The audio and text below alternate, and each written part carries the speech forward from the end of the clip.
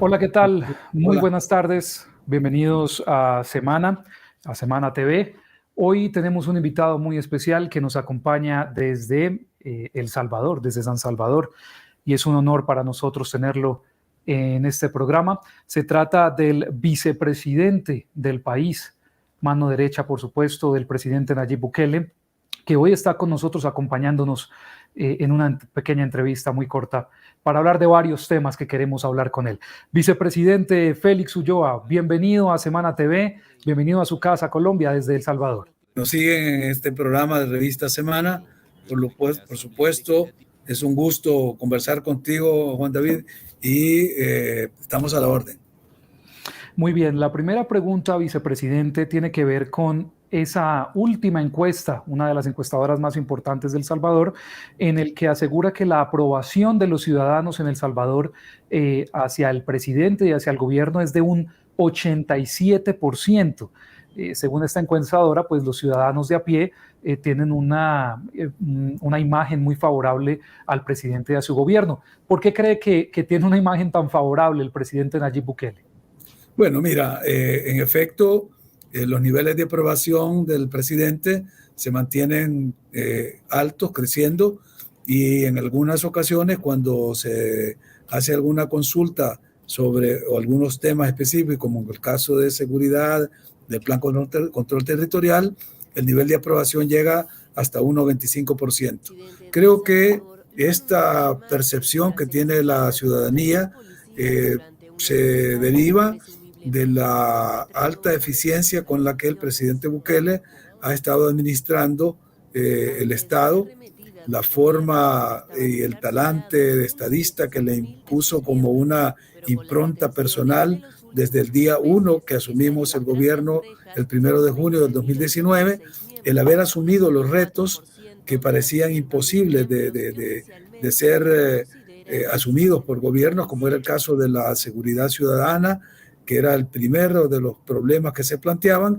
y al ver la efectividad de los resultados, pues la población ha empezado no solo a creer y tener confianza en el gobierno, en la gestión del presidente, sino en las instituciones que por décadas perdieron la confianza de la ciudadanía. Me estoy refiriendo quizás en particular a la Policía Nacional Civil, a algunos sectores del órgano judicial, de la Administración de Justicia, porque los ciudadanos veían que era infructuosa la lucha contra las pandillas, contra los delincuentes, contra el crimen organizado, y la pérdida de confianza se derivó en que muchas de las denuncias que se iban a poner a la policía, a la fiscalía, a las autoridades, no solo no prosperaban, sino que los delincuentes estaban informados y tomaban represalias contra los ciudadanos que los iban a denunciar. Todo eso se terminó, todo eso es parte del pasado,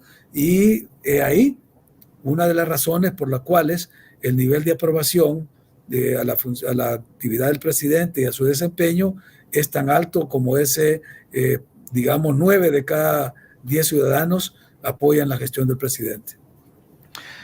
Vicepresidente, una de las razones por la cual estamos haciendo esta entrevista es porque la semana pasada el presidente Nayib Bukele aseguró que las pandillas, o mejor, las ONGs, se preocupan un poco más a veces por defender los derechos humanos de las personas que cometen un crimen, de los delincuentes en El Salvador, más que preocuparse por los derechos humanos de la gente honrada. Eso, por supuesto, sin desprestigiar pues los derechos humanos que también tienen las personas que están pagando alguna pena en prisión. Pero causó mucha controversia esas declaraciones del presidente Bukele, y queremos saber cuál es la opinión que tiene el gobierno al respecto, después de que acusara en cierto sentido a las ONGs de preocuparse un poco más por los derechos humanos de los delincuentes que los derechos humanos de la gente honrada. ¿Cuál es su opinión? Mira, en efecto, yo creo que esto ha sido una posición que ha tenido el presidente muy consecuente y coherente, no solo con su forma de pensar, sino con las decisiones y las acciones que se están tomando y que se están llevando a cabo. Incluso él puso un tuit que refleja de forma muy gráfica, metafórica, esta situación, cuando dijo quien defiende al lobo sacrifica a las ovejas.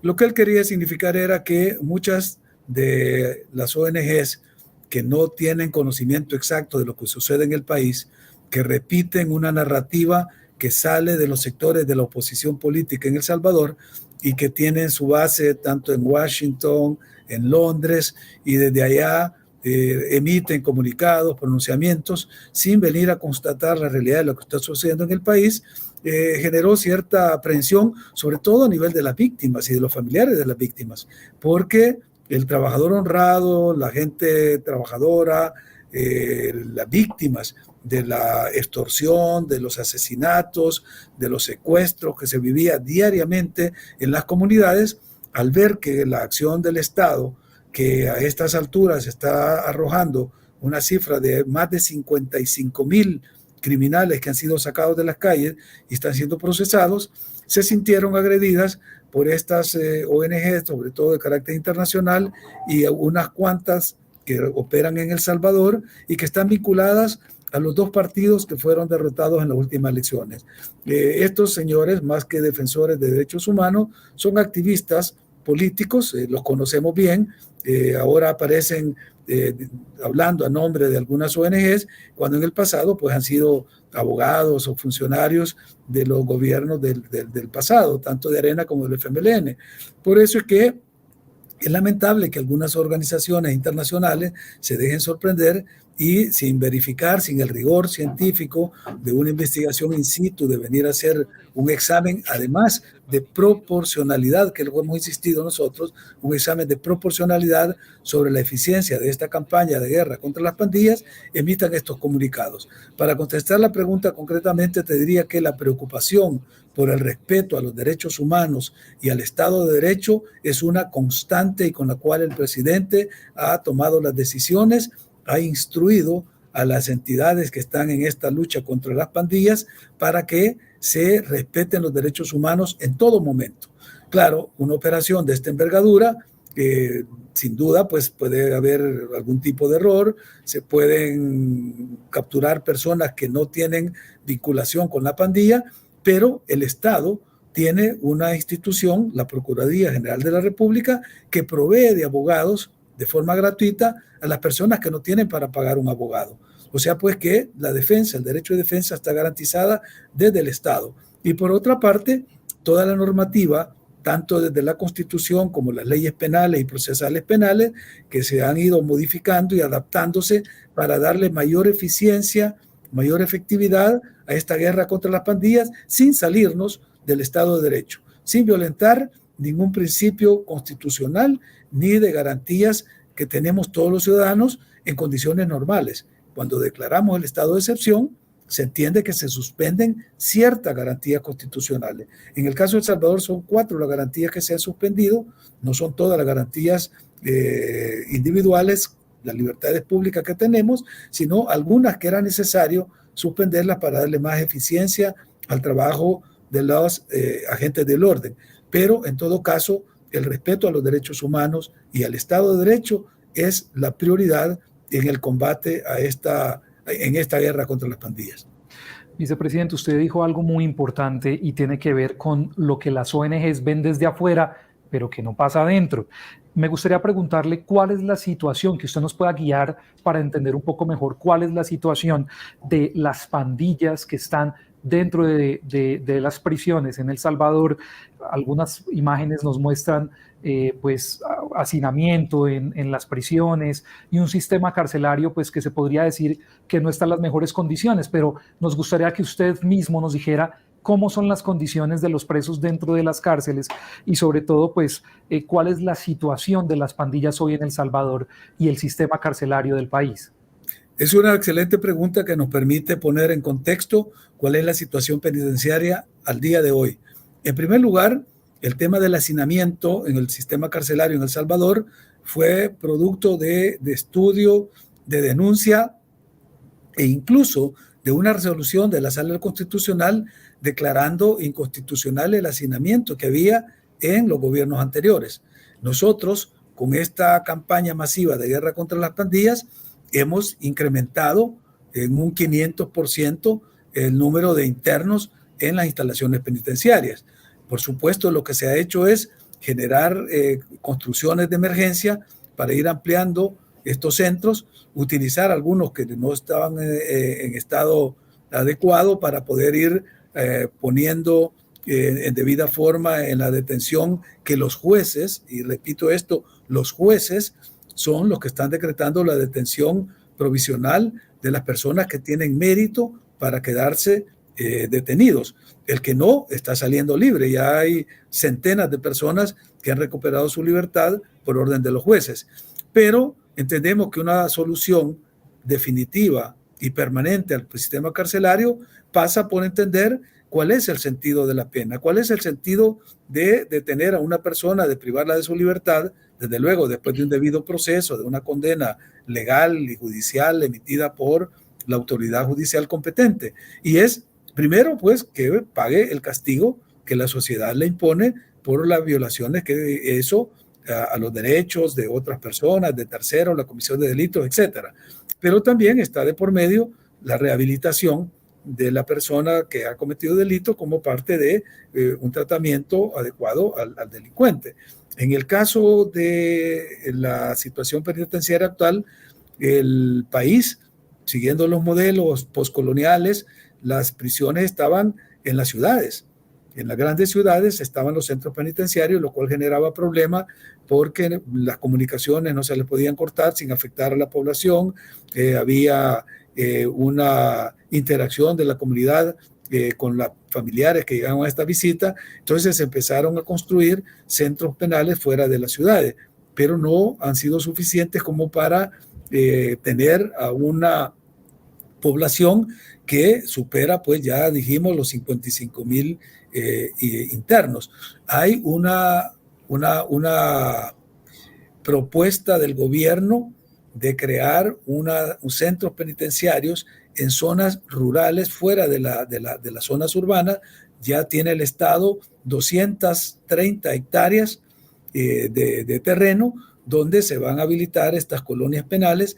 Ya se está construyendo y está a punto de terminarse la primer módulo que va a servir para 30,000 internos adecuados correctamente, como debe ser en un centro penitenciario, y donde a los internos pues van a tener la posibilidad de tener granjas penales, de producir sus propios alimentos, de tener talleres.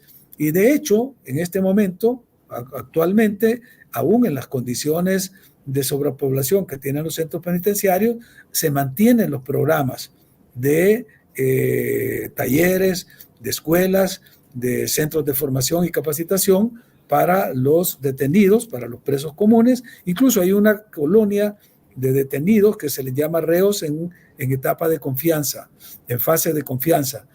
Tienen uniformes especiales, salen de los centros penales, trabajan en obras comunitarias, reparando escuelas, pintando puentes, arreglando, barriendo, recogiendo basura, es decir, actividades comunitarias en las cuales estos reos emplean su tiempo. Otros trabajan en actividades productivas. Hay una producción de pupitres, por ejemplo, que el mismo Estado, el Ministerio de Educación, está comprándole a los centros penales donde están produciendo. Hay ferias de artesanía. Es decir, no es una situación caótica ni mucho menos. Cuando se han mostrado fotografías donde se ve que hay un centenar o 200 reos que están semidesnudos, que les están cortando el cabello, no se muestra la siguiente fotografía. La segunda es que esas personas que aparecían semidesnudas ya fueron examinados, porque hay que examinarlos, no solo para ver si tienen tatuajes en el cuerpo, sino los exámenes médicos de rutina, y luego se les entregan sus uniformes. Si tuviéramos visto esta foto donde aparece una gran cantidad de reos sentados uno detrás de otro o en filas, la siguiente fotografía los verías a ellos con su traje blanco, camisa, pantalón corto y zapatos Crocs, todos de blanco, que es el uniforme con el cual ellos se mantienen dentro de los centros penales. O sea, pues que a veces la manipulación de las imágenes también tiene un sesgo y no representa exactamente lo que es la realidad en los centros penales. Vicepresidente, Ya vamos terminando, pero sí quisiera hacerle una precisión y sobre todo con algo que usted ha dicho. Y nosotros como colombianos hemos padecido un poco el tema de la violencia, no solo en las calles, sino en la selva, con los guerrilleros y las personas que están alzadas en armas fuera de las zonas urbanas, por decirlo así. Usted nos acaba de mencionar un sistema que ustedes tienen también para vincular a esos reos a una vida más amena, a tratar de tener una segunda oportunidad después de haber cometido un delito. ¿Cómo saben ustedes qué persona merece tener esa segunda oportunidad y cómo hacen ustedes para manejar que esa persona no vuelva a incurrir en un delito? ¿Cómo hacen ustedes ese filtro para que las personas que estén en prisión también puedan tener una segunda oportunidad, un proceso de diálogo con el gobierno para poder salir a las calles de nuevo? Bueno, mira, hay toda una doctrina y una rama del derecho que es el derecho penitenciario. Aquí tenemos los jueces que regulan la vida de los internos. Hay otro tipo de profesionales, hay psicólogos, hay sociólogos, hay trabajadores sociales que se van encargando de examinar los casos de aquellos reos que observan buena conducta, que ya cumplieron parte de la pena y que la legislación penal les habilita o les permite ir obteniendo una libertad antes del cumplimiento completo de la pena, y todo eso es un sistema que está recogido dentro del órgano judicial y dentro del órgano ejecutivo a través de la Dirección de Centros Penales, donde se van evaluando estos casos. Yo creo que de esa manera el Estado responde a la expectativa de lo que tú llamas, y con razón, la segunda oportunidad. Estamos hablando pues de los casos de los reos de delitos comunes. En el caso de los reos vinculados a las pandillas, estos reos están en un régimen especial, es decir, son reos que según la ley y según las resoluciones de nuestros tribunales constitucionales han sido declarados terroristas, y ellos están sometidos a regímenes especiales. De hecho, se acaba de emitir una reforma a la legislación penal mediante la cual se otorgan un tipo de amnistías o de indultos, y en el cual se dice que esto no opera para las personas que hayan cometido delitos de corrupción contra los fondos del Estado o personas que estén vinculadas al crimen organizado, a los terroristas o a las pandillas. O sea, pues que siempre habrá una excepción. Cuando hablamos de la segunda oportunidad, estamos hablando del ciudadano que en un momento de ira asesinó a su vecino, o de alguien que cometió una estafa, un robo, es decir, los delitos de carácter común. En el caso de las pandillas y de los terroristas, lo mismo que para los delitos de corrupción, estas aplicaciones no operan, sino que tienen que seguir el procedimiento de cumplimiento de la pena. Y algo que hemos hecho en esta última legislatura es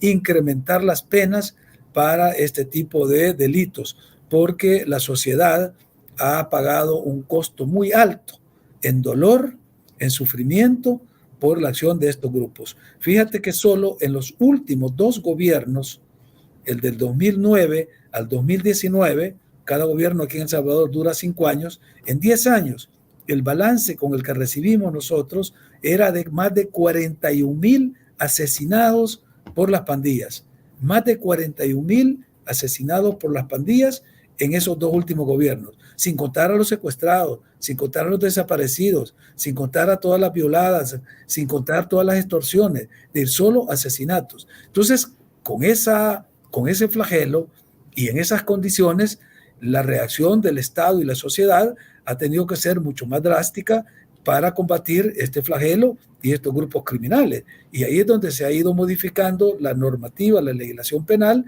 y las penas que antes para estos delincuentes eran penas muy bajas en tiempo, muy light, ahora se han incrementado.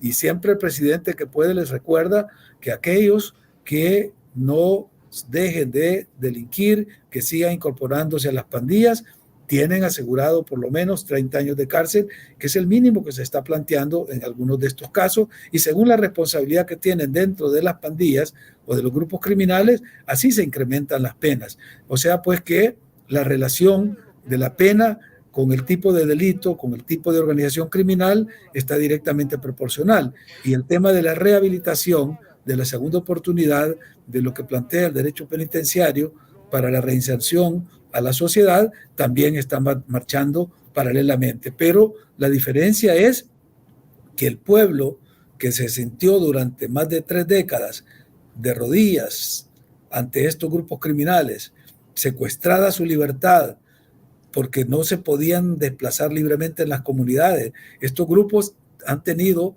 la desfachatez, incluso en una colonia aquí que se llama La Campanera, hemos devuelto 500 casas a su propietario porque ellos llegaban y le decían a la persona, tiene 24 horas para irte de esta casa porque va a ser a partir de hoy es casa de la pandilla. Y las convertían en lo que se llama aquí las casas destroyer. Los mareros iban ocupando las casas y sacando a las personas. Ahora estamos devolviendo las casas a la comunidad.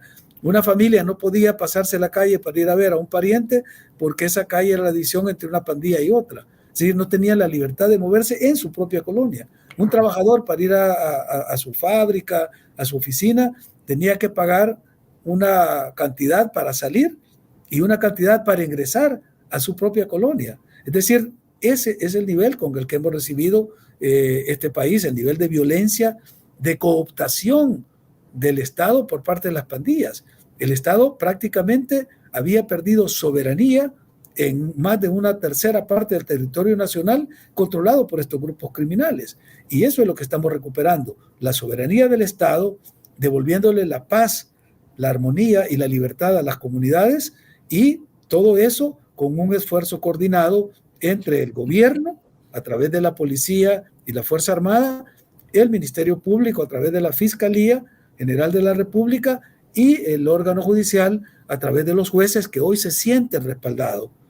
Esta mañana llegó una jueza a mi despacho para una gestión personal y me contaba que en un pueblo que ella es jueza había decretado la detención de 3 jefes de una pandilla y a los 2 días, cuando ella fue a recoger a su hija al colegio, le trataron de secuestrar a su hija. Esta señora prácticamente se había ausentado del país para regresar a ejercer su función en estas nuevas condiciones. Es decir, ese es el estado que estamos enfrentando, con un nivel de criminalidad que El Salvador era conocido como uno de los países más violentos del mundo.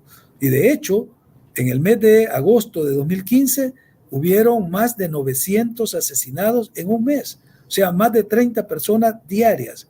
Era la cuota de asesinato que había. Y todo eso, ¿cómo el pueblo no lo va a agradecer hoy que tenemos ya más de 2 meses con 0 homicidios? Cuando la gente se mueve libremente en sus comunidades, cuando puede salir libremente a su trabajo, cuando puede hacer algo que se hace en cualquier parte del mundo, salir en la noche a caminar, visitar un parque, no se podía. Ahora nuestros parques están cerrándose hasta después de las 10 de la noche porque las personas están saliendo. Llegan después de su trabajo, cenan, salen con su familia. Es decir, estamos volviendo a una normalidad que habíamos perdido. Y eso es el reconocimiento que el pueblo hace a esta gestión del presidente Bukele y del Gabinete de Seguridad. Vicepresidente, usted estuvo aquí en Colombia en la toma de posesión del actual presidente Gustavo Petro y lo acompañó ese día. Y quería hacerle una pregunta al respecto, porque han pasado ya varias semanas, varios meses en el que Gustavo Petro está en el poder y está intentando implementar la paz total en nuestro país, llegar a acuerdos con grupos armados al margen de la ley para poder llegar a un acuerdo, a un proceso de paz. Lo intentó y lo está intentando hacer con el ELN, el Ejército de Liberación Nacional. ¿Cuál es su opinión acerca de abrir estos espacios, como lo está haciendo el presidente Petro, para poder tener esas discusiones con los grupos al margen de la ley en esa llamada paz total? Bueno, mira, en primer lugar, desde el fondo de nuestro corazón y con toda la solidaridad con el pueblo y el gobierno de Colombia, desearíamos que esa paz total llegase lo antes posible para la tranquilidad del pueblo colombiano y para el normal funcionamiento de sus instituciones. Los métodos, las formas que se ensayen, yo creo que cada estado, cada liderazgo, cada gobierno buscará las formas más eficientes. Colombia fue en un momento una inspiración para los acuerdos de paz que tuvimos en El Salvador en la década de los 90.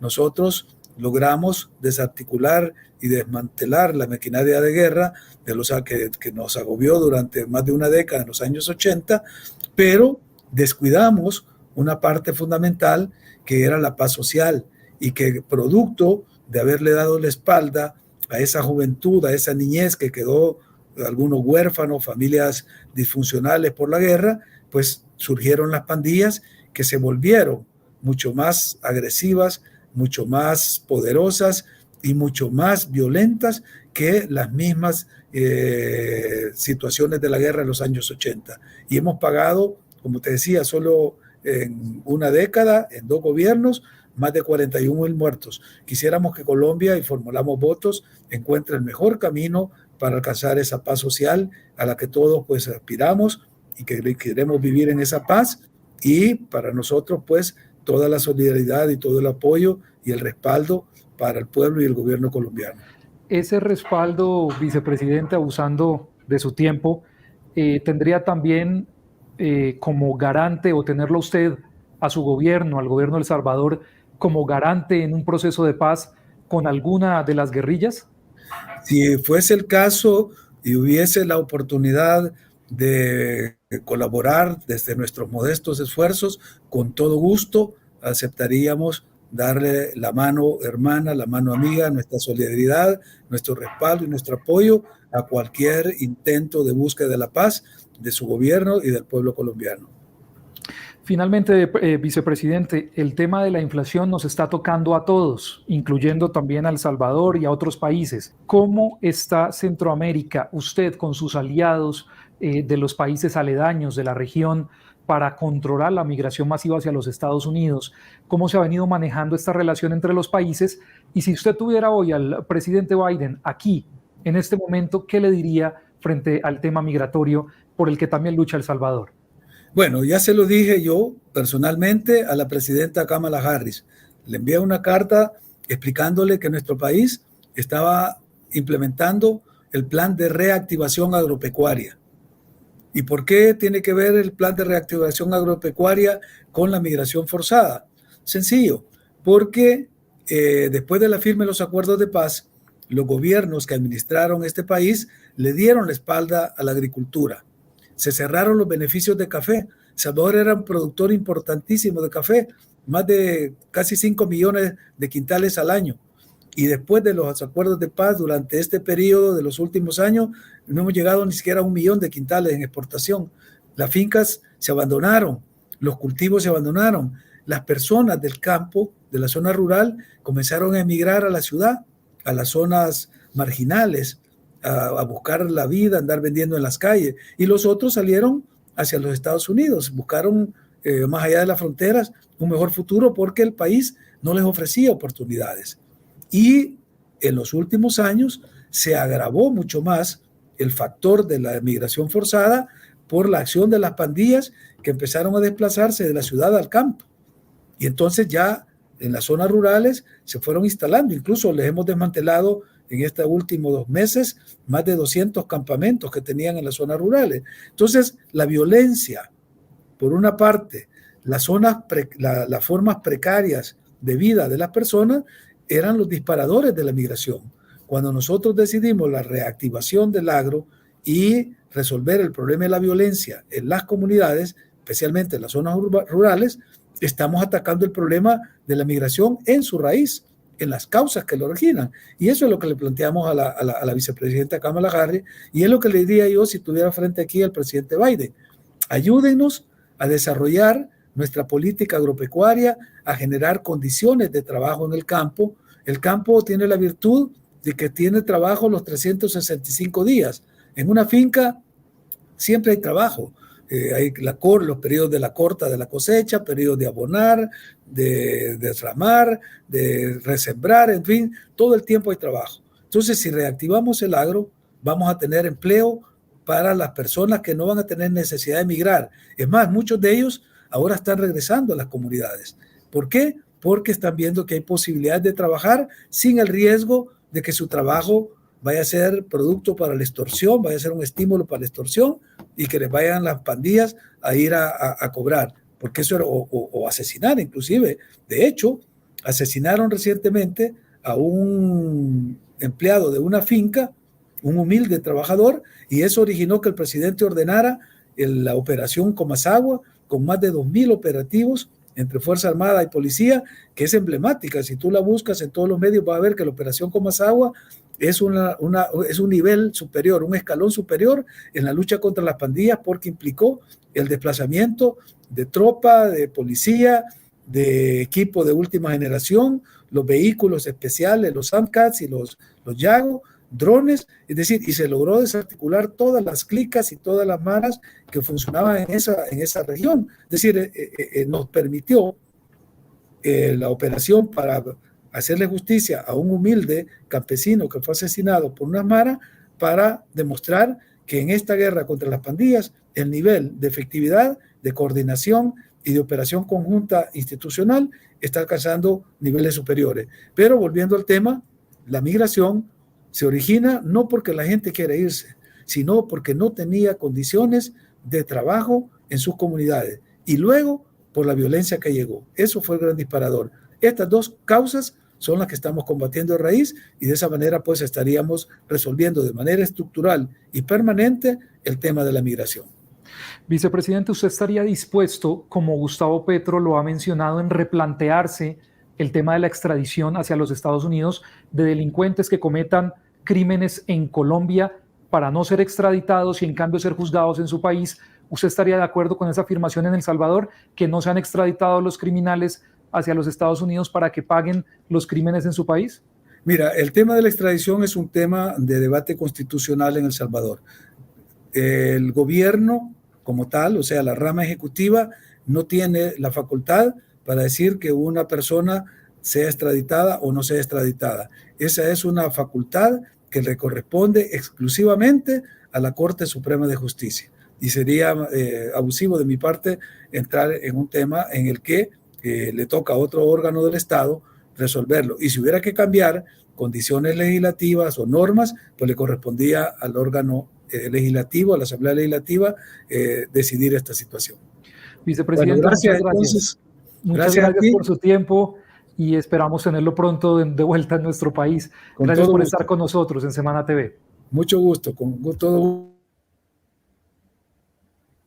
Él era el vicepresidente de El Salvador, Félix Ulloa, que estaba hablando con nosotros de varios temas, incluyendo uno de los más importantes, los derechos humanos en El Salvador.